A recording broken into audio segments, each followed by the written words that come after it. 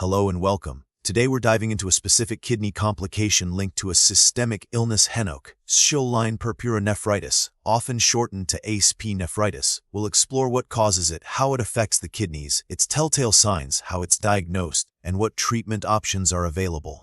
So, what kicks off this cascade of events? ASP nephritis stems from Henoch-SchÄ nlein purpura, a condition primarily driven by inflammation of small blood vessels, a type of vasculitis.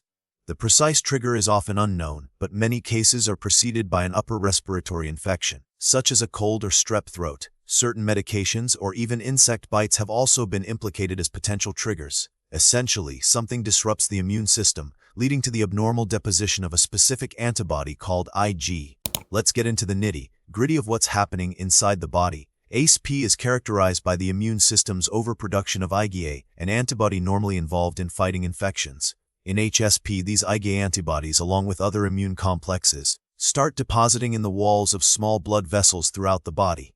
When these deposits land in the kidneys, specifically in the glomeruli, the filtering units of the kidney, they cause inflammation. This inflammation, known as glomerulonephritis, damages the glomeruli, impairing their ability to effectively filter waste products and excess fluid from the blood.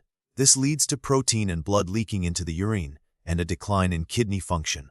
HSP is primarily a childhood illness, with the majority of cases occurring in children between the ages of 2 and 10. While it can affect adults, it's less common. ASP affects all races and ethnicities equally. The exact incidence varies geographically, but its estimated effect around 10 to 20 children per 100,000 each year. Regarding HSP nephritis, about 35% of children with HSP will develop kidney involvement. The symptoms of HSP nephritis can vary greatly from mild to severe. The classic signs of HSP, which usually precede kidney involvement, include a characteristic purplish rash known as palpable purpura, typically found on the lower legs and buttocks.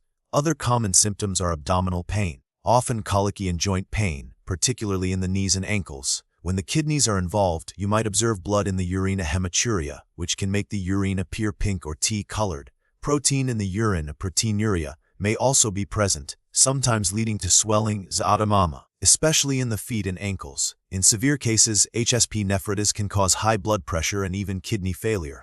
Diagnosing HSP nephritis involves a combination of clinical evaluation and laboratory tests. Doctors will look for the classic signs of HSP, like the palpable purpura. A urine test is crucial to check for blood and protein.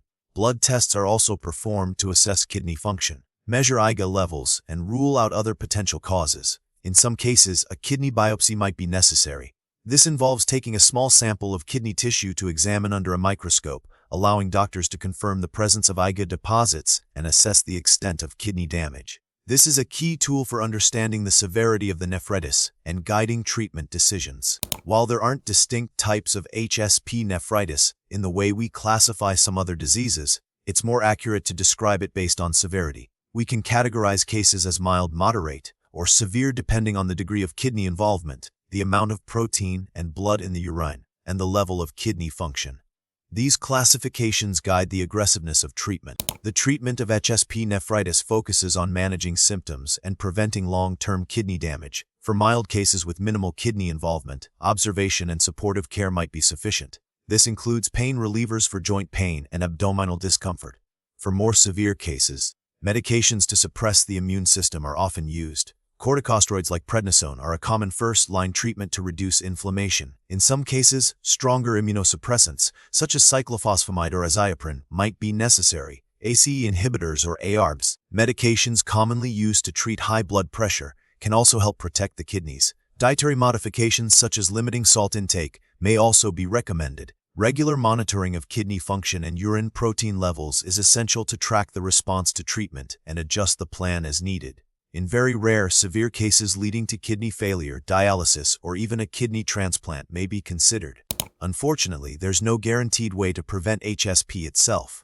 Since it's often triggered by infections, practicing good hygiene such as frequent hand washing can help reduce the risk of contracting infections that might trigger HSP. Early recognition and treatment of any underlying infections could also potentially help mitigate the risk, although more research is needed in this area.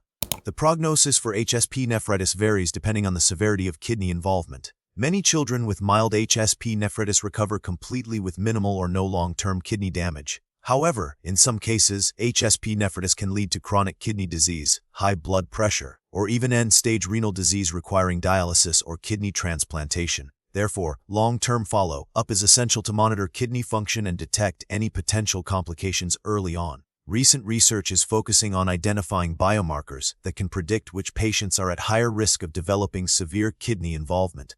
Researchers are also exploring newer immunosuppressive therapies that may be more effective and have fewer side effects. Clinical trials are ongoing to evaluate the effectiveness of different treatment strategies for HSP nephritis.